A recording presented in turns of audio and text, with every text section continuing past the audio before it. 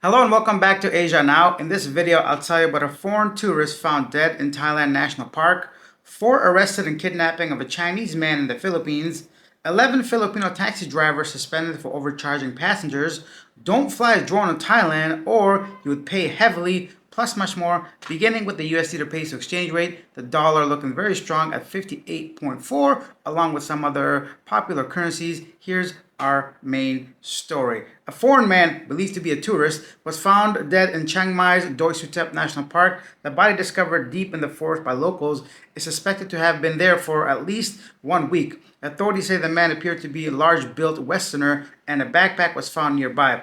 Police are currently working to identify the victim and are reviewing missing persons reports while waiting for autopsy results to determine the cause of death. Very sad to know, going on vacation, ending up in the jungle. Hopefully they can identify him and inform his family. Next up, in the Philippines, the Land Transportation Office has suspended the licenses of 11 taxi and TNVS drivers operating at Ninoy Aquino International Airport due to overcharging passengers, with some reportedly demanding up to 700 pesos for short trips between terminals. One driver allegedly charged 1,200 pesos for a ride from Terminal 2 to Terminal 3. The LTO chief Vigor Mendoza II emphasized the agency's crackdown on ongoing and not just for show. The 90-day suspension includes an order for drivers to surrender their licenses immediately, and additional legal actions regarding their vehicle franchises will be handled by the LTFRB. Wonderful news for everybody, not just travelers, tourists, foreigners like you and I. Probably, if you guys are watching, most likely are not Filipinos. I think majority of people are Westerners. Where am I going with this? I got carried away. My point is not just for travelers, but also for the locals, because a lot of times domestic travel is probably much more popular than international travel. So yeah, good for people actually cracking down on this. I always thought there was, I'm not going to actually say that because I don't want to be a conspiracy theorist. I just don't see how they can allow this to happen for decades and the officials, authorities not knowing about it at the airports, right? Just a thought that crossed my mind. 4 Chinese nationals were arrested after allegedly kidnapping and illegally detaining 2 fellow citizens in a high-end hotel. The case began when a victim who initially asked for suspects to help transfer money to China for his mother's medical needs was tricked, restrained, and forced to send cryptocurrency worth about $50,000. One victim cleverly used a suspect's phone to contact a friend who called 911. Police responded quickly, rescuing the victims and arresting the suspect. Wow. Authorities revealed that the suspects were former POGO workers who turned to illegal activities after losing their jobs. Immigration and labor law violations may lead to deportation. May? I hope they do. Police praised the quick response of the authorities. I think so too. That's pretty amazing. Firstly, for the victim to be able to get a hold of a buddy's phone and make a call to the immigration. What is happening with me?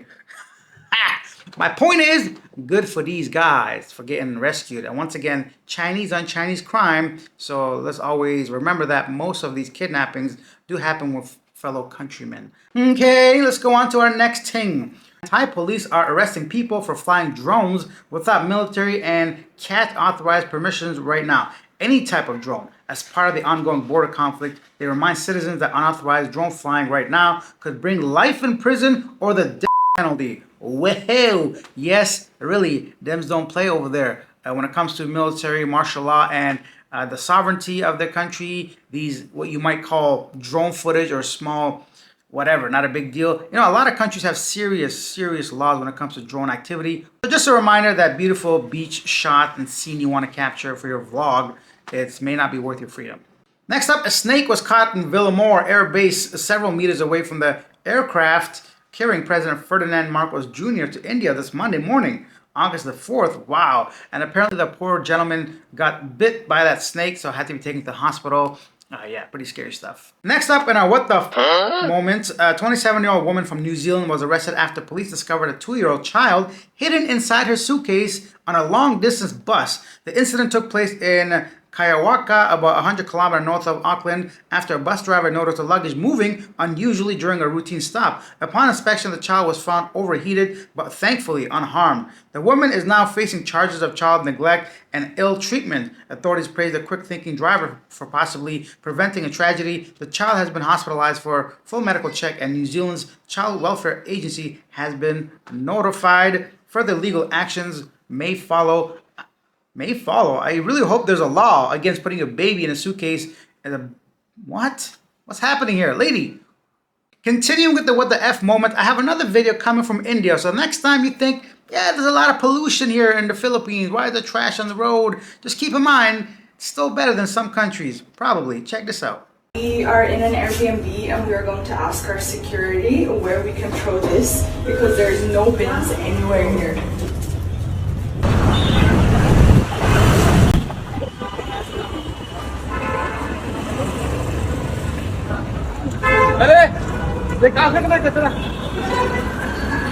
Let's just hope there's like a big dumpster area behind that wall. That guy did not care. He dashed away that garbage over the wall. What? What is going on? This is an Airbnb with elevators and a building and good enough to have security there, but they don't have a garbage disposal. It does not look good for the country. Actually, if you guys don't know, I've been to India, and sadly, a lot of the parts of the country are like that. And there's things on, the stereotype is there for a reason. And I think it's just such a big country, once again, with so much population. And just the public service is just not quite there yet. Hopefully in the next decade or so. But trash and filth and also just animals everywhere, even in like popular cities, it's everywhere. So it's one of the places where air pollution, I think, I don't know why it doesn't get more highlighted. They always talk about Chiang Mai, Bangkok, Manila, but I always wonder, why aren't there more Indian cities in the top 10 list of most polluted places? Like, it was so bad, I started getting patchy. Like, my beard started going all bald and stuff. It's pretty bad. And you have to wear a mask. It's one of the places I highly recommend if you go to Delhi or many of the parts. You got to wear a mask, not to prevent from the shot or the whatever, but for actual respiratory reasons. It's a very good idea to wear a mask, I think. Sure. Back to the Philippines, an initial Department of Health toxicology report found out that a type of pesticide known as cypermethrin caused a massive fainting around 300 students in an Antique province last month. Whoa, pesticides are very dangerous, so I wonder if there were any casualties when it comes to that incident. Staying in the Philippines for our feel-good moment of the day, a nursing student from Cebu Normal University successfully administered first aid to 2 people injured in a road crash on Sunday. Lord Danlia Inanoza, a level 4 nursing student and volunteer rescuer, was driving home when he witnessed a van illegally overtaken and colliding with a tricycle. The crash flipped the tricycle, trapped 2 people underneath. Inanoza immediately stopped, retrieved his first aid kit, and checked on the victims. Using gauze, he controlled the bleeding from one of the people and then also monitored the vital signs of the other until medical emergency personnel arrived on the scene. And good for this man, a real hero, hopefully preventing serious injury. Once again, road safety, not a priority for many people. So now it's time for our segment, Yesterday Today, where I read some of the most popular comments regarding our previous video. Kyle says, 2 jokes you missed. What did the snail say while riding on the back of a turtle? Whee! Did you know bees can give milk?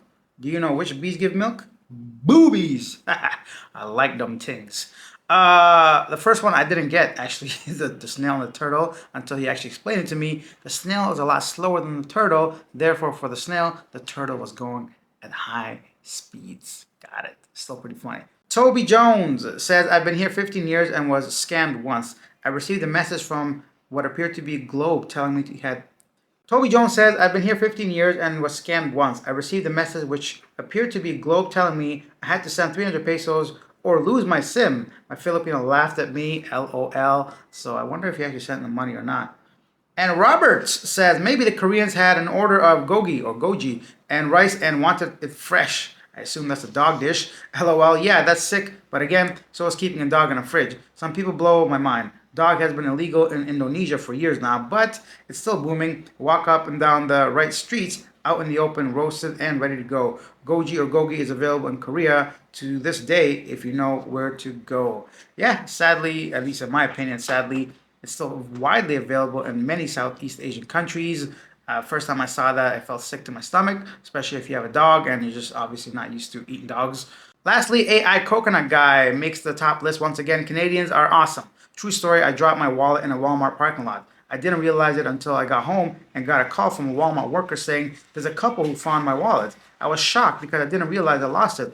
Ran back to that, ran back and thanked them. They were tourists and didn't want anything in return. Canadians are truly awesome. Well, thank you, sir. If you think I'm awesome too, consider subscribing to the channel. It only takes a second, but it really helps the channel grow. I would appreciate that. Leave your comments down below regarding any of the stores I covered today. Maybe hit that like button. And if you guys really want to show your support, maybe you could buy me coffee. Great, because I'm going to go get one right now and edit this video. Thank you for watching. I'll see you guys next time. Bye.